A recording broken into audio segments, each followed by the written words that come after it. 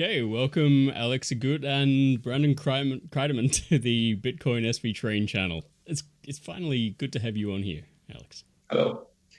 Yeah, it's great. Also, it means that we are about to launch something, so there's always a great news. Yeah, all right. So let's get straight into it. So what are you launching? I mean, everyone who knows you, they probably know you're here to talk about HandCash, so it kind of blows the surprise a little bit. Yeah, so we are launching the version 2.5 of HandCash, which adds a ton of new stuff. The main new features that we have right now is that you are able to make your wallet keyless. That means that you can, after verifying your email address, you can forget about your 12 words finally, and you can restore anywhere. And the cool thing is that we did that while still remaining non-custodial. So that's actually a great thing that we are doing. And basically, the other great feature is that we are adding the Connect App Gallery with full Connect functionality, so you can connect your HandCash account to many apps and games. Excellent. I noticed that Peer Game was the first one you've got on there. That was featured. Are there others on there as well? Yeah, well, I think Brandon can talk more about that. All right. Over to you, Brandon. Sure, yes. So we're going to be launching an app called PayPistol. You've probably seen it on Twitter. Alex has been sharing some previews. PayPistol. And Alex came to me one day and he said, let's make a Connect app. And this was back in the early stages of Connect. And he drew up a little mock-up with little avatars and a target over their face. And he said, let's make this game where you shoot people. And I said, sure, let's do it. I liked the mock-up. I was excited, so I got started on the back end. I'd only been developing in Node.js for a couple months, and it took me, I think, 2 days before we had a working demo for it. Alex was doing the Flutter front end, so a couple days in, we had an app. We had avatars going across the screen, and we were able to shoot little payments. And this actually helped us a lot. Our cloud developers loved it because they were able to stress test, and it's a really fun, simple tipping app. Mm-hmm. You tip people by shooting them. Yes. I really like the sound of that myself. Of course, in 2020, it could get you kicked off every platform, but I'm sure you'll find a way to keep it nice. No, it's nothing violent. It's just that people are you see your friends list, or you can import friends from Twitter, and that's pretty cool because you can say, hey, reply me with your handle, and then you copy the URL for that tweet, go to the PayPistol, and import the handles that people have replied, and then that creates a list of people, and you can tip them all at the same time with a multi-pew feature, or you can pew all of them, and it's pretty. The thing is that we created this for a few purposes. Is that we could ourselves, we are very amateur coders, so we figured out if we can build something with Connect ourselves in 2 or 3 days, means that it's easy enough for experienced developers. So that mission accomplished. We were really proud to actually be able to build a Bitcoin app with no previous knowledge of Bitcoin or any of this UTXO handling and stuff. And the other thing that we wanted is an easy way for ourselves to stress test Connect with more or less real life scenarios where you have limited UTXO sets with a very few UTXOs or many UTXOs, and that also helped us polish the output bills algorithm, which is something that we use for mitigating some limitations of Bitcoin, like the ancestor limits and stuff. So for many reasons, it was a very quick test for Connect that we built in 2 or 3 days, and it shows how powerful and flexible this technology is. Yeah, I actually wanted to ask you about that because when you make a wallet, people think that basically you're just taking a front end and slapping it on Bitcoin, and Bitcoin does all the work. But I know that there's a lot going on behind the scenes, and it'd be, I mean, it's kind of offensive to suggest that. So, just for everyone's education, what kind of stuff do you have to take into consideration, like just to send a transaction from one party to another party? Yeah. Well, it depends. If you want to do everything legacy and with the base layer stuff and with the bare minimum, yeah, you can basically slap get a Bitcoin library from GitHub or something and just add a UI and kind of make it work. The problem is that that's what we made for the first version of HandCash, the one we had in beta, and it was a mess because we didn't have any control of the transactions that were going on. We couldn't attend any support tickets because we didn't have any info what users were doing. The handle system was okay, but it wasn't as good as what we have right now with peer-to-peer payments. So if you want to really offer, if you want to stand out from the crowd and you want to offer a great user experience and be able to do many other stuff like connecting to apps and polishing all these kind of UTXO management to make them wallet more reliable and stuff, there's a lot of work behind it. I mean, it's not.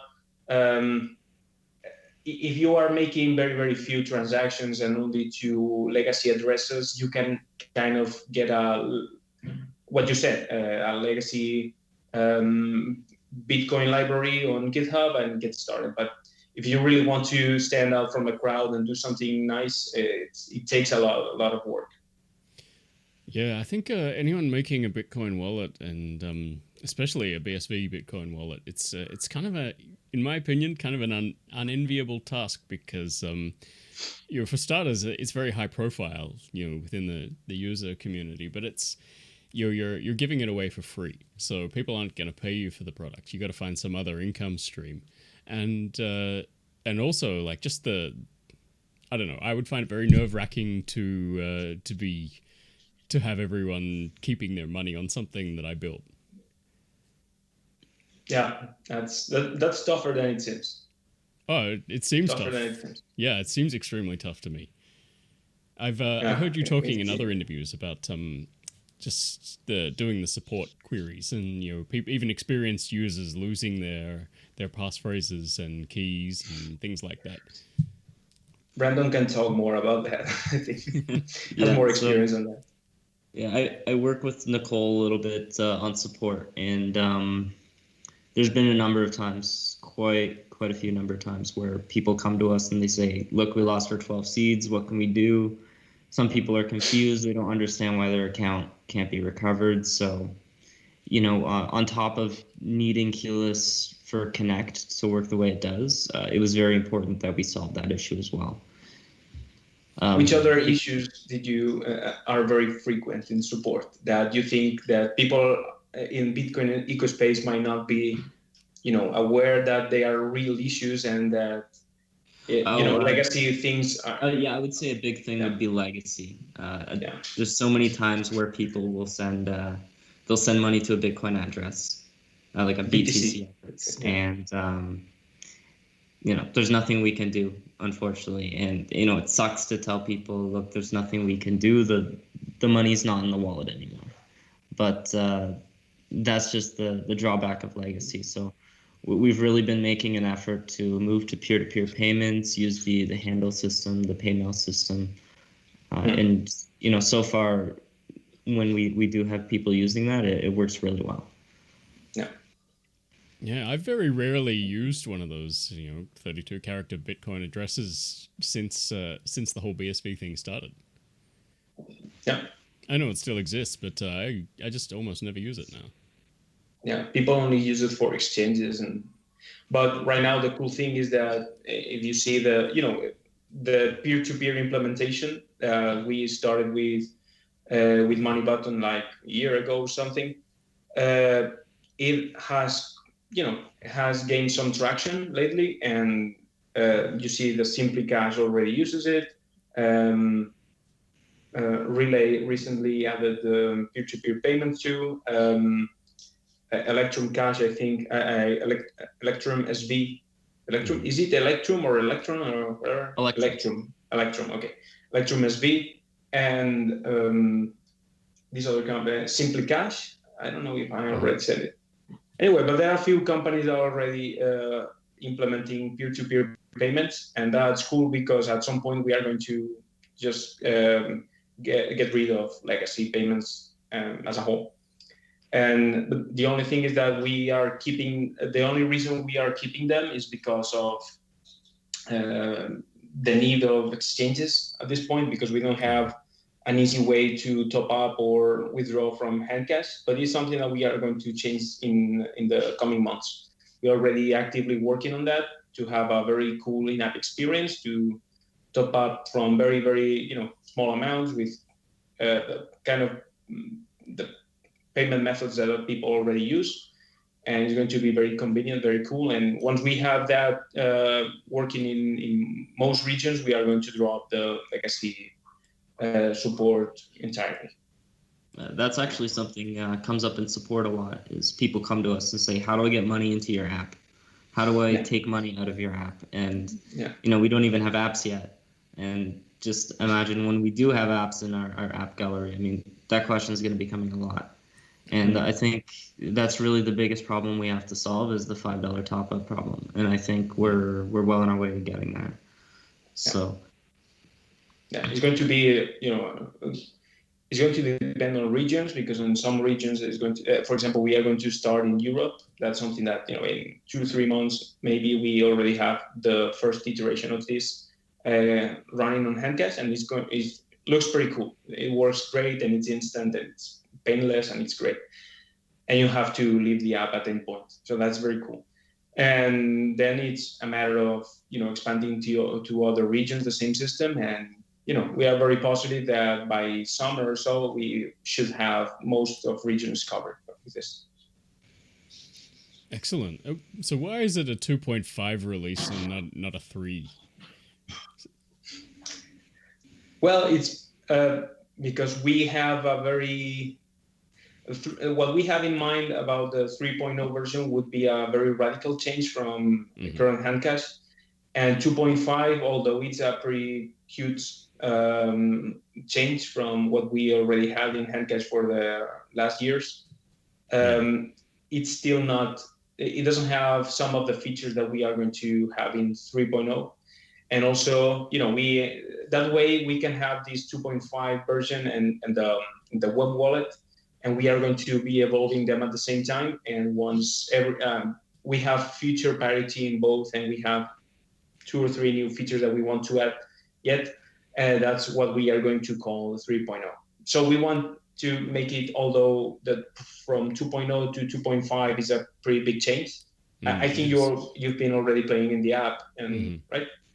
And although the UI is a little bit different, we are going to, be more aggressive in the feature in other areas. And we wanted to emphasize the design around activity instead of money management. That's why the money management thing is right now something that, it's in the top corner, that, at every point how much money you have, and you have the spending limits and such. But if you want to manage your funds and get a QR code or whatever, you have to go there and then check things and stuff. But it's not the main reason why you are using HandCash anymore, the Bitcoin management.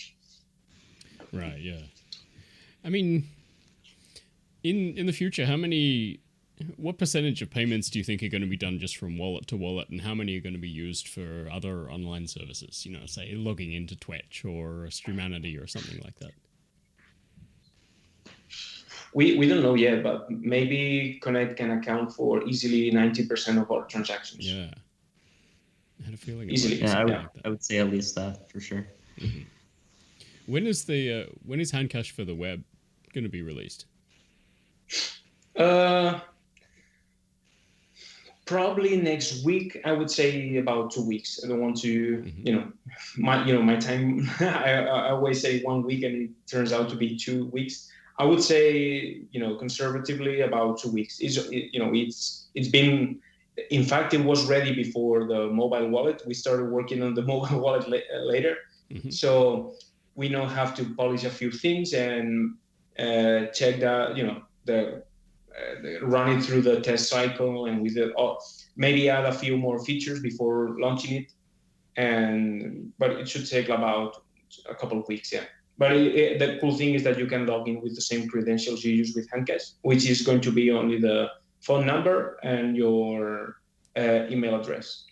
So that's very cool because you don't need 12 words anymore, and you can log into multiple devices at the same time. So that's good. You are in your web browser. You can enter app.handcash.io, and you will see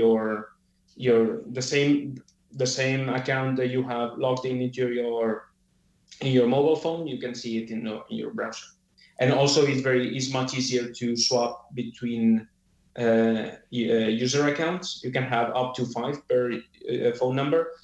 That's something that we already support in the production version of HandCash, but we didn't want to make it easy to change between accounts because it required that you have the 12 words. Mm-hmm. And if you log out and you don't have the 12 words, then that's kind of a big issue. So we wanted to go keyless first before making it easy to change between accounts. All right. So about the keyless thing, tell me how that actually works. Like how can I recover a wallet if I lose my seed phrase? Yeah. Do you want to? Sure. I think Brandon knows knows a lot about the system too. Yeah, so we have a trust holder and trust holders with MatterCloud. And essentially how it works is the user will validate with the trust holder, and they'll validate with us. And only through validating through both parties are they able to get transactions processed, because we hold half a key and the trust holder holds half. And it's very important that we have this, because otherwise, if your key stored on the client, it's very hard to do connect the way we do. Mm-hmm. Because we had in the past version, before I joined HandCash, we had a cash port. And the problem with cash port, Alex was telling me, is that you needed to have the wallet open on your phone in order to do anything. So this really helps you immerse yourself into apps, because you can actually give the application developer a delegate key to process transactions on your behalf, and everything's done in the cloud. Yeah. So it gives users more control and developers more control. Yeah, we wanted to avoid doing things like sending your private key through through the internet and storing a cookie or something. There are some things that others are doing right now, and we couldn't settle for doing something like that. And so we kind of had to reinvent how Bitcoin works. And it's great because it solved so many things at the same time. We went keyless with the trust holder thing, and that helped making Connect available for native apps, which is something that no other Bitcoin SDK is doing right now. Mm-hmm. And it's pretty cool because you can have Connect. I even had some tests done on a Raspberry Pi. You can have anything that has an HTTP that can connect to the internet and can run some HTTP code is able to use Connect.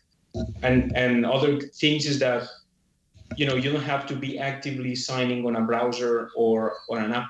And that's cool because imagine that you create kind of a watchtower app that from your wallet can spend at, maybe you are sleeping and it's spending money for you doing certain things or rewarding people live or something. And that's something that you cannot do unless you build your own Bitcoin infrastructure yourself.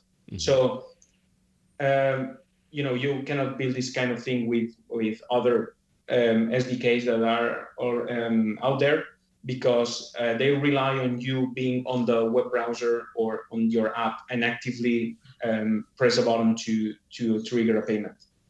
And this way you can program whatever app you want, and it triggers the payments even if you're sleeping. And that's something that we can only do with this infrastructure. And also, again, it permits us to go keyless, and that was probably the biggest pain point that we had in HandCash or in Bitcoin in general for regular people. Yeah, I think that's another one of those challenges that would seem easy to an outsider, but from the guy actually building its perspective, it's quite challenging. How long did it take you to put all this together? Like since the pre 2.5 release, how long have you been working on this? The first time that we did something like this, in fact, we were the first. HandCash was the first company to build this kind of login to a Bitcoin app. We did it with Cashboard back in October 2018. I think our first client was Streamality, and it was pretty cool because you were paying by the minute. And you didn't have to touch any button. You didn't have to deposit money. So it was great. Thing is that it was not a scalable design in terms of usability or having. You had to have your phone turned on, or so it was kind of a crappy design. So we decided, hey, even if now people that are doing things similar to this right now, that Money Button didn't have a login system, then they added a login system. Even then, we said, hey, let them take the first bunch of apps or whatever. Let's us build this thing the right way for the years to come. And it took like 2 years to actually do all the design and testing and building it and doing the business deals and convincing the risk assessment for the threshold there, convincing the investors that this is a good idea, checking all the regulations and stuff about money transmitter, being non-custodial, whatever, because that way we can, if we remain non-custodial and our users or developers don't have to apply for a money transmitter license, that saves them a lot of money down the road too. So it was important for us to build it the right way. And, although it took 2 years, I hope, we actually, I hope no, I have the conviction that we have the right design. And this design, although we might tweak it in the future, is going to last a few years and is going to provide us with, all the scalability that we need. Excellent. And with the keyless thing, like you remain non-custodial in the legal sense, so I guess you're not covered by the AML D5 that's coming into effect soon, are you? The European one. The thing is that AML is going to also going to require non-custodial wallets to actually have a QYC. And that's something that we started doing in 2.0 because we when we transitioned from the 1.0 / beta HandCash, that we had a beta for a year or something. When we transitioned to 2.0, we started asking for the phone number for 2 reasons. One, we make the wallet safer because your 12 words are not accessing directly the money. So it's a combination between a key that we already had from you and the key that you were storing. That makes it a lot safer. And the other point was that we created this. Excuse me, I lost my train of thought. What was the question? It was to do with the brain fart. The legal implications of custodial wallets and the AML D5. Yeah. And also the other thing would be that we knew that we were having this keyless system, we would need the phone number and the email for users. So we started instead of asking both all of the sudden to all of our users, let's say let's start with the phone number first, which is the most intimidating one. And if people agree and they give us their phone number, they trust us, whatever, then we can go keyless because that's kind of validating the hypothesis that people are willing to, in this Bitcoin ecosystem, they're willing to give us their phone number. And so it was kind of a test too. And also we are getting ready for the future where all non-custodial apps will have to ask you for KYC. So it's compulsory to have a phone number to use HandCash at the moment. Is that right? It is, yeah. Right. Yeah. Does that restrict you in any way? I mean, there's not many people who don't have a phone number these days, but I'm probably thinking more about kids, who, they might want to pay for online games and things like that. But say my son, who's about 9 years old, he doesn't have a phone number that he could use. That means that. So Sorry, go on. No, isn't well, Brandon can explain it the way we actually solved this a little while back. Is people were coming to us with that, and they said, hey, I want to pay my kid an allowance with Bitcoin, and we thought that was really cool.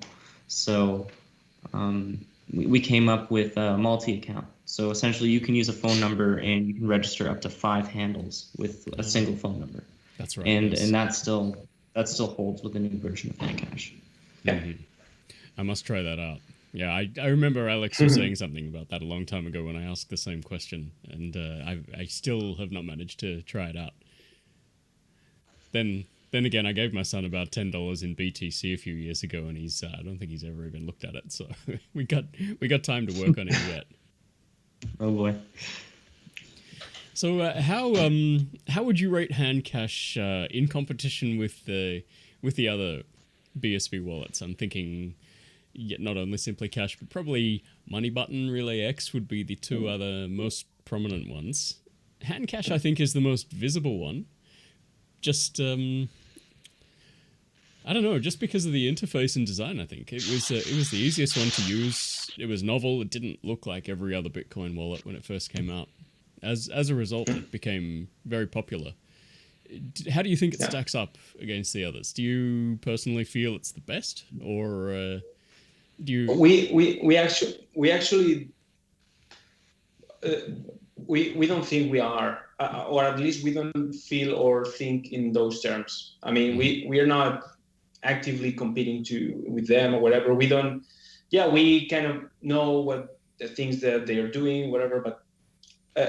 We have a very clear view in mind, a clear vision in mind of where we are going to take this, and we are going to, in the coming weeks, we are going to present some very radical concepts that I bet they, I hope that they follow suit and add these kind of features, but I guess they won't, because it's kind of it's very contrarian to Bitcoin.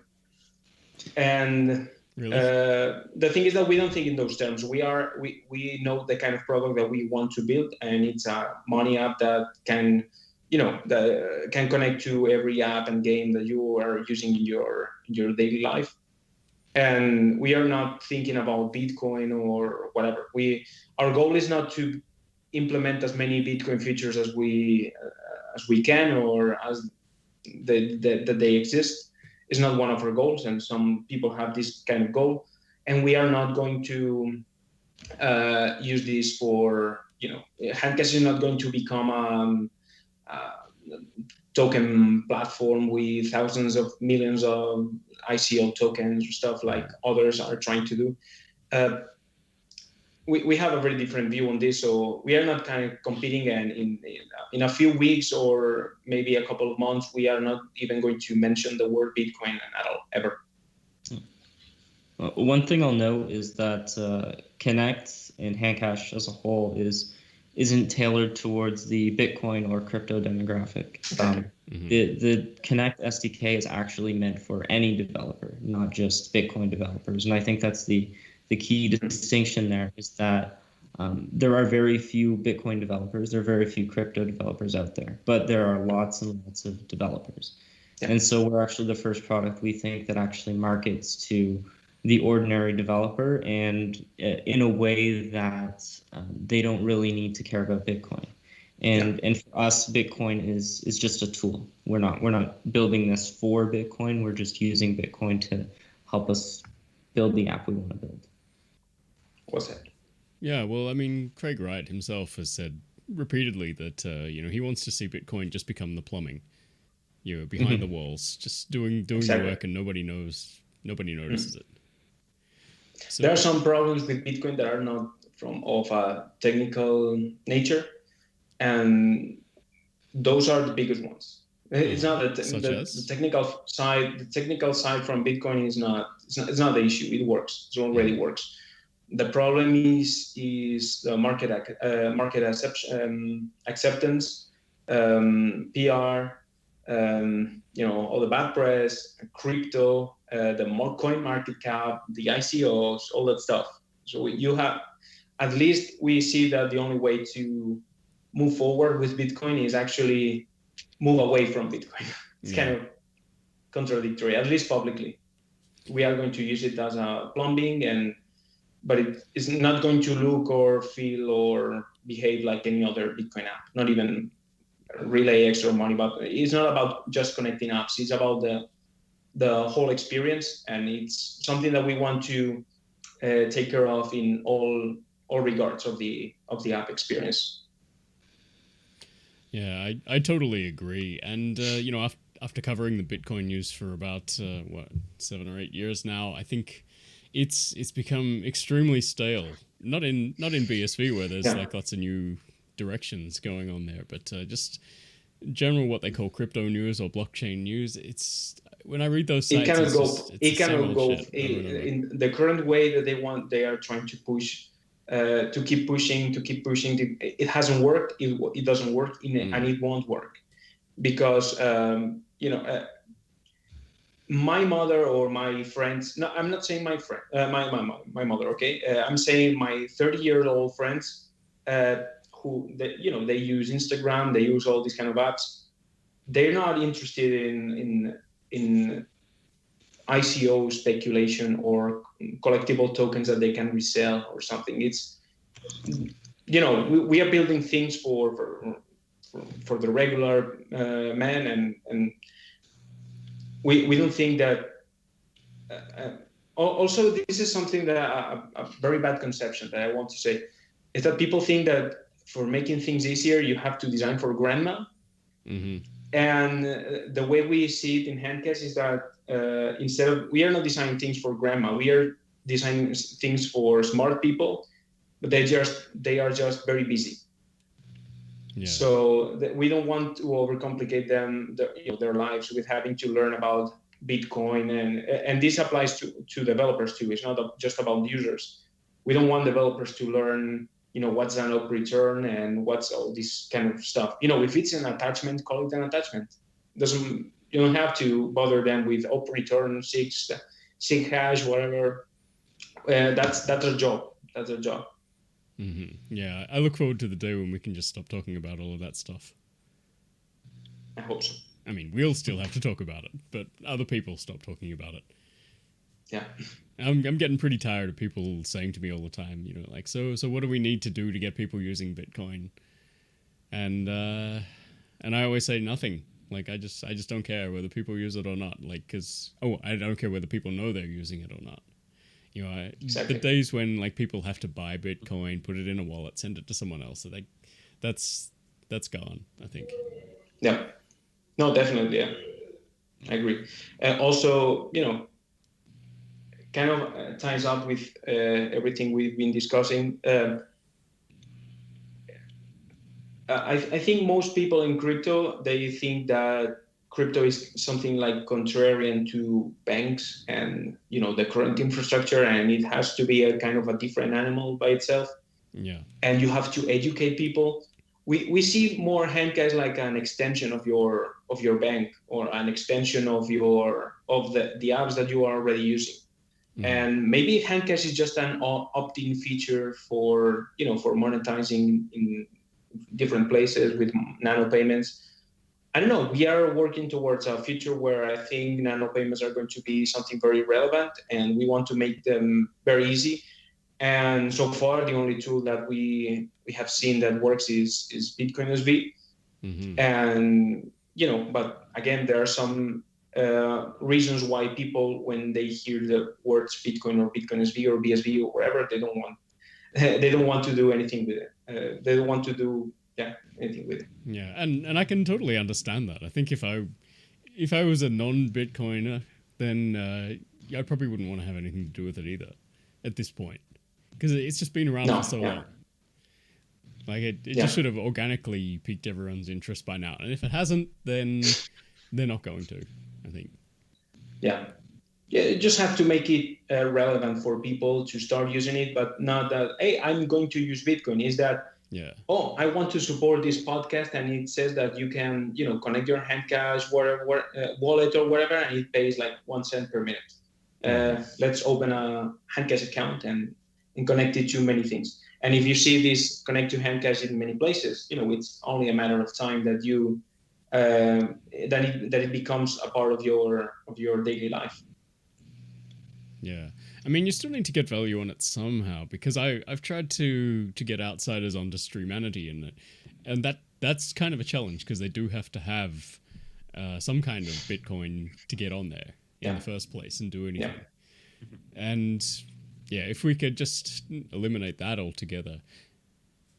Which kind of leads me on to BSV tokens, because you said you don't want ICO tokens or like collectibles, which is totally understandable, but it's not that we don't want collectibles, it's that we don't want the app to become a management tool for thousands of meaningless collectibles. Right.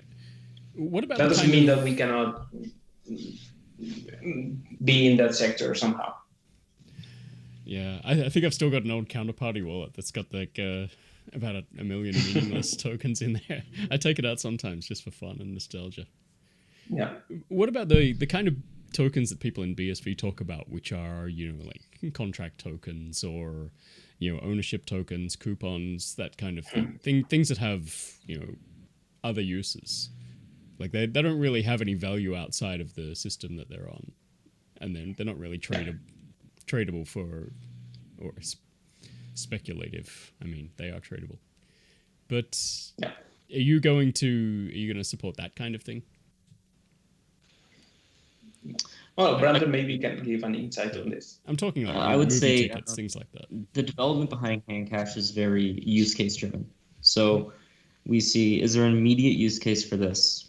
How can we give this to our customers in a way that our users and our developers in a way that they'll be happy with it and they'll actually get real use out of it?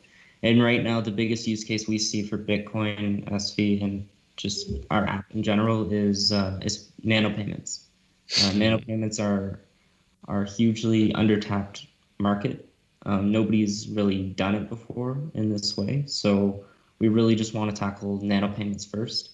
Once we get past that, we're going to be working on payment streams soon, payment escrows, non-custodial escrows.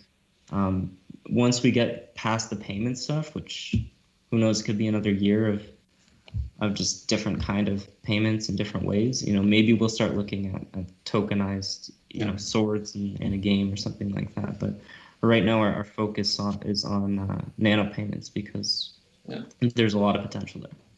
So far, we've discussed many times the way that we approach tokens as a company, and we, for example, we are very skeptical about stablecoins. Very, very skeptical. Like, you have no idea how skeptical we are, because it's not just let's make stablecoins. No, it's not. It's not that easy. And also, there are many. We care about UX, and there are many hurdles and many things that are not as easy to solve as topping up with Bitcoin directly. So it's way more tricky if you want to do it legally. Mm-hmm. And also it's, there between myself and a person in Japan, maybe we are talking about nano payments. That means that maybe I'm trying to split 2 cents into multiple parties. If it's 2 or 3 parties, and then you start adding, the tokenized whatever system that foresees that everything's going okay. They take a cut. The issuer takes a cut. If I have Euro tokens or you have Japan tokens, and they use different protocols, and you need a translation or an atomic swap or whatever, they take a cut. And the platform takes a cut. There are many levels to this, and if we really want to focus on nano payments, the lighter we are and the simpler it is, and there are less participants that we add into the mix, the better. The problem with this is why, if you actually think about why people are talking about stablecoins, like it's the thing that's going to solve everything. You see that there are many reasons behind that, like you don't have fluctuations, you don't have to learn anything new. Yeah, there are many of these things, okay, that are kind of good points and are real points that you have to address. But do you really need to address them through stablecoins? Is there any other way that you can address this perception issue? Because it's basically a perception issue at this point. So we think we have a different approach of solving this. And so for stablecoins, for example, we are very skeptical about that. Tokenized fiat is another stuff that's totally different from stablecoins, and tokenized fiat is something that we might be even forced to use in the future. I don't know, when we have the digital euro and all the stuff, but that's another conversation. Yeah. And then you have all these ICOs stuff that we are not interested in any way, because we don't want to mix. We want to remain faithful to our crusade against speculation, because I think the problem is if you have some kind of speculation inside of HandCash, it's going to derail into the same thing that we have always had, because Bitcoin and crypto in general has been always about speculation, and something that we don't want to go down that path, because we know that it leads nowhere. So we don't even start with that.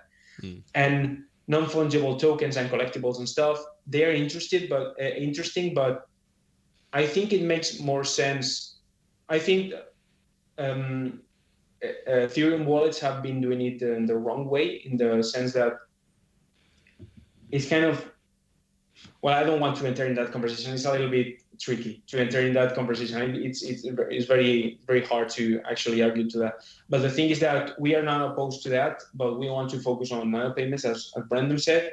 And if we do something with tokens, we don't want to overcomplicate, one, the user experience for users, and two, the development and SDK. We want to keep it simple. So, and as you said, tokens only are, they only are, have some value if they are used in the right context. Mm-hmm. If you see a sword item inside of HandCash, it's just noise. It doesn't give me any value.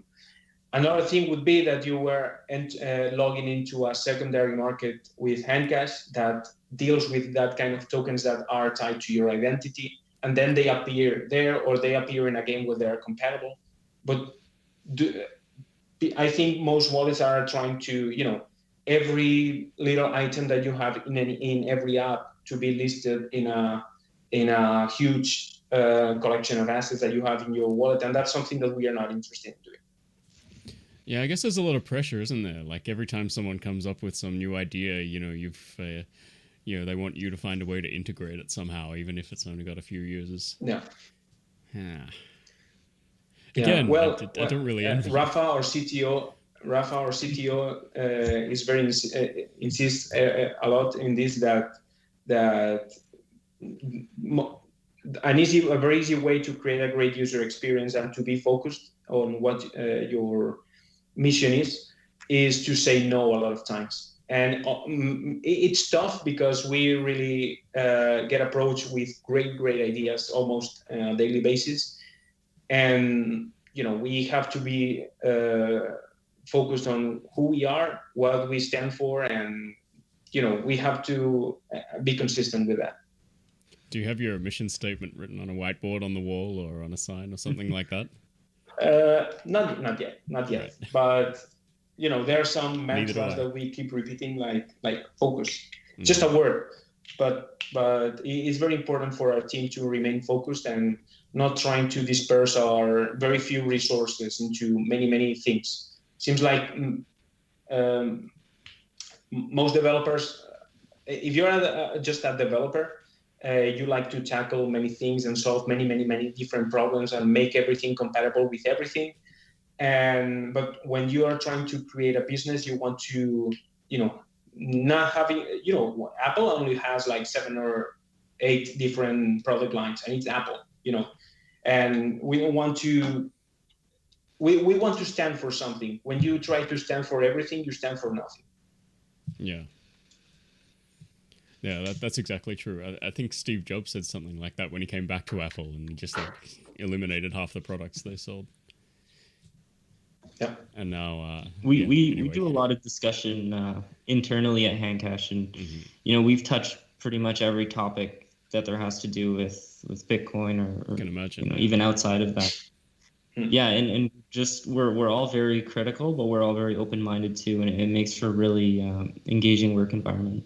And I really have to give a shout out to Rafa. He's he's very good at saying no when he needs to say no, and keeps us on track. So yeah, we always say like, oh, we should make this. No, he keeps on in line. Yeah. Excellent. So, Brandon, you're in Canada, and Alex, you're in Spain. So yes. that's is your team all scattered and distributed like that? Yeah. Yeah. In fact, we have another guy, Brandon Bryant. Shout out to him in New Hampshire, in Portsmouth, which, by the way, I've been looking for the best cities in the US to live in, wherever, and I was looking at a top 10 in YouTube. And number one was Portsmouth, New Hampshire, and I was like, oh shit! And that's where Brandon Bryant lives. So he's very, very lucky to live there. And we have Ivan in the north of Spain, in a town called Baquio, which is very close to one of the main scenarios for Game of Thrones. Oh, really? It's a Dragonstone or something like that in Game of Thrones.